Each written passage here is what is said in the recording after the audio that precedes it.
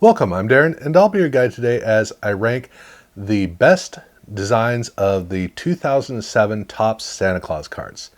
Now, I've already done the ranking of the worst designs. There are 16 cards in the set, plus a relic card and an autograph card, so there are 18 total cards. I've already looked at the 9 cards that just didn't quite pass the muster, and I was surprised at how, as I was going through a lot of the cards, I didn't really notice the design so much because the image was so strong. The relationship between the terrible image and a mediocre design is not something I was able to really pick up on. Fortunately, on this list, it tends to be more in the other direction, where a lot of what makes these cards work so well is the combination that they have between the image and the border. That's a really good quality to these cards. In fact, the 2 cards that started off the worst of list were cards that had a really good balance. Well, one of the cards had a really good balance between border and image, and the other one could have had some work. They were close to being on this list, but there was one card that I just had to put as an edge over that. So for my number 9 on this list, I'm going with the 1959 design, where this is not my favorite of those 3 cards, but this is the card that every time I look at it, I'm just really impressed. I like the design approach. I like the way that it came across. It has a, 18th, 19th century image of a pope or a pope or saint kind of person. But the card, I would never have imagined the 1959 would be a good design for anything. But in this case, it works really well of having kind of a look that you might see in the Vatican. The circle is the way that circle looks. It's almost like it was designed for this. There's almost a cross-like quality to it. But then also you have the green, and that particular green is one that is not obnoxious, but it looks like it goes with the art. That's the thing about this card, is I look at it and I go, somehow they took a bad design and an image that probably wouldn't have read very well in any other state, and they combined the two to give very much a medieval type of a look to this. This is the kind of card that I could see sitting on an altar somewhere. Why, I don't know, but it looks to me from this card like this is the way that the Vatican would design a sports card, or design a card for a pope. So I like the fact that it works really well, and every time I look at it, like I said, I'm just impressed with the way that it looks. And then at number 8, I have 2007. Now, this is a card where I gotta acknowledge that I like the idea of the image in this card, where they have Santa with a laptop, which, it's 2007, everything's updated, this is the modern card. I like that idea. Unfortunately, I'm not a big fan of the image overall, but I'll get to that in a second, because I want to start off by saying what I love about this card is that look what they did with the white boxes at the corners of the card. They have team colors, which in the case of Santa Claus, the team colors are red and green. I kind of like the 07 design, but with the colors, I think it just looks great. And with a better image, this would have been a much better card.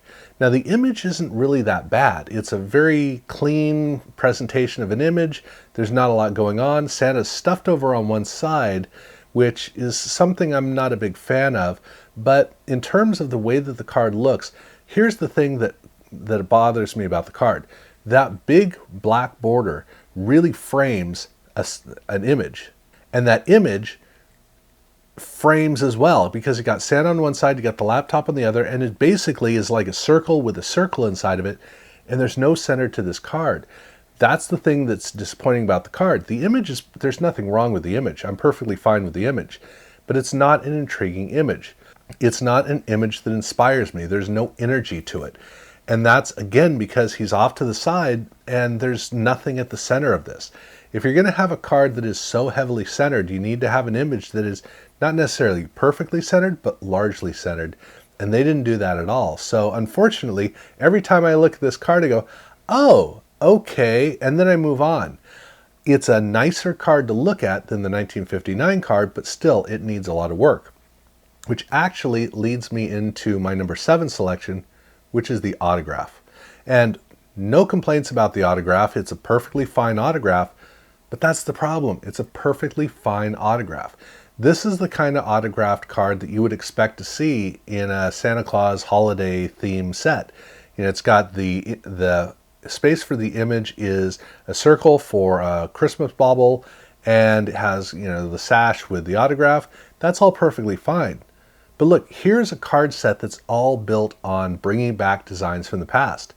And Topps has had some really good autograph cards over the years. Some really, really good ones. Some of these might not work so well with the Santa Claus card, but others really would. And the idea that the designers dropped the ball and just went, you know, we're going to crank out a Christmas card style autograph card, as opposed to taking advantage of actually going to the well and pulling out a really good autograph design from years past. I don't get why they did that. So to me, I look at the autograph card and go, okay, yeah, that's not bad. But to me, it's just kind of like, yeah, that's the autograph. That's it. There's nothing special about this card. So that leads me in to my number 6 choice, which is just outside the top 5. But now we're finally getting into some cards that are actually a complete good card. And the 1953 design is the card that I kicked this off with, where with this card, I'm not really a fan of taking a card design from the old cardboard days and making a glossy card. Usually they don't come out very well because part of what makes the older cards work doesn't work so well in the glossy design, and the Topps archive set that they made kind of has that problem. But here with this card, I think it's perfect because the image, I don't know how it could go better with another border. But at the same time, it doesn't quite gel with the border. And so now the border, because of the glossy surface, doesn't quite work, and the image doesn't quite work. And together they end up blending into a better combination than I think otherwise would have been the case. As much as I'd love to see a normal card stock from the 50s used for this card, I think the glossy might actually improve this card. I'm not sure, but I like how it comes together. This is a great marriage of image and design. Now, that's all fine and good, but now we move into the top 5, and at number 5, I've got the 1975 design, where here this is, instead of the image and the border working as a perfect marriage, it's almost a clash. It's almost a battle between the two, and that's what makes it work so well. Now, the image is very, very yellow. That's a very strong element to the image, and is a very tight shot of Santa. So it's very bold, very powerful, and it needs an equal border that can fight against it. And look, 1975, this border with the red and the green, great. The green text, wonderful. But that border is so strong and ostentatious, it actually fights with the image to blend the two together to where they all become one big whole. And the only other design that really might have been able to do this would have been the 1971 football design, which basically does the same thing. So this is a perfect marriage of, you got this image, I don't know there's another border that's actually going to work like this, at least in baseball. Maybe the 72 football design might have. I like the balance that this card has that I think works better for the image of Santa. So the 72 card might not have worked because it might have been imbalanced enough. But regardless, to me, this is the 5th best card of all of these. Now for number 4, I go with the 1988 design. And this is... okay, so whenever I look at this card, I automatically think of the 1991 Pro Set Santa Claus card, which is it's an image very similar to this. It's not the same in terms of the subject matter, but in terms of the presentation. The way that the art was created is very similar with that, where Pro Set was smart enough to get rid of anything on the card and just allow the image to read on its own. But that's what Topps did here.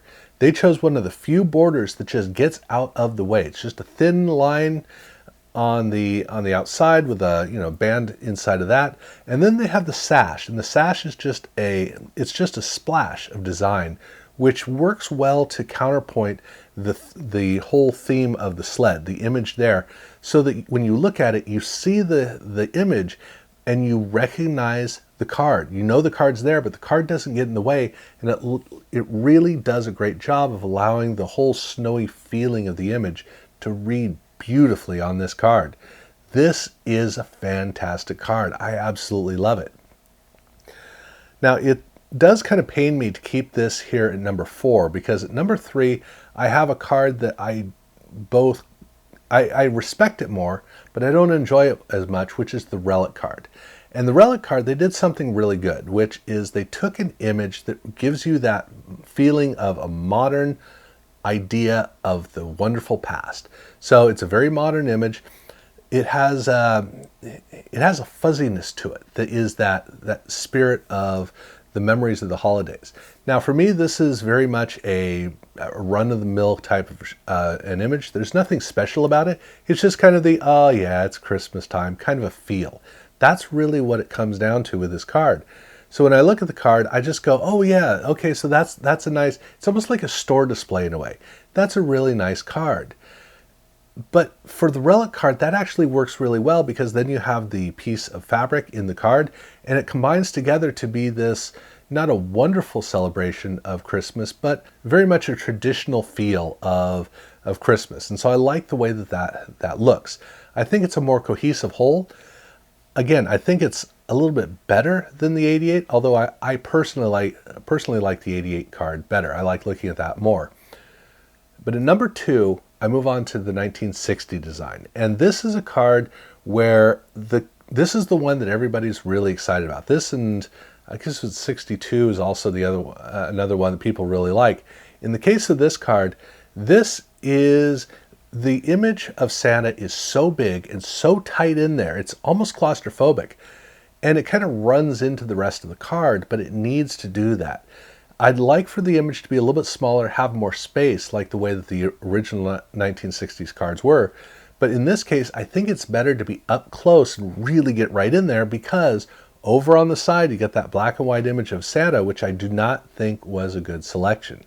And because that is as busy as it is, it needs to be countered with a very busy, powerful, and shall we say in-your-face image, which turns the whole card into one thing.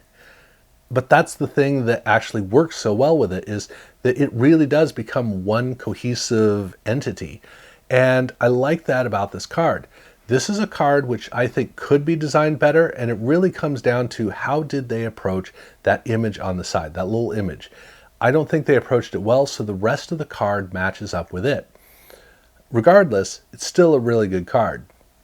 But for me, number 1, that has to be the 1987 card, where this is, again, not the greatest card. We're not talking 1990 Pro Set or 1991 Pro Line.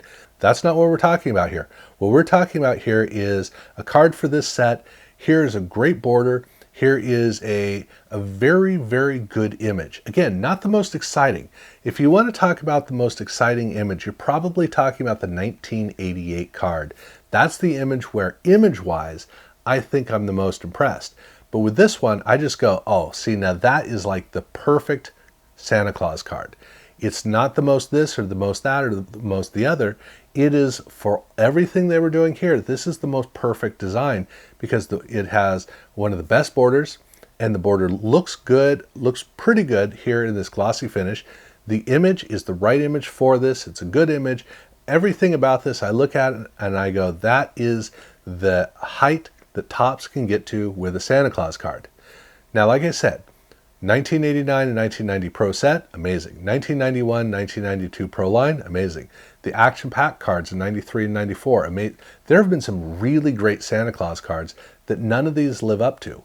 But the one entry that really does deserve to be in that group is the 1987 design here, which is the one that every time I look at it, I will always look at it and go, that is when they hit their height. So whether they should have gone higher or not, I really couldn't say, but at least with this card, they succeeded. I think it looks good, and that is my ranking of the best designs of the 2007 Topps Santa Claus cards. Feel free to let me know down in the comments below if you think that the order is different, or if one of the cards from the previous list should have been on this list. Let me know about that. If you haven't subscribed to my channel, I do urge you to do so. And thank you very much for watching.